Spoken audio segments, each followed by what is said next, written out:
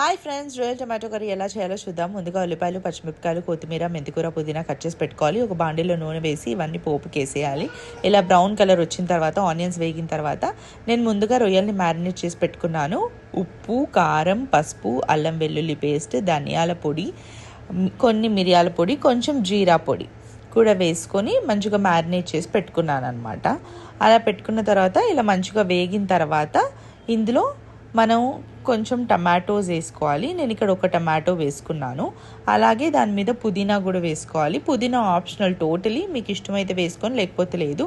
కొంచెం మూత పెట్టేసుకొని మంచిగా మగ్గనివ్వాలి. మగ్గిన తర్వాత కర్రీ కాబట్టి మనకి ఇష్టం. నేనైతే ఇక్కడ ఒక 1 గ్లాస్ ఆఫ్ వాటర్ తీసుకున్నాను.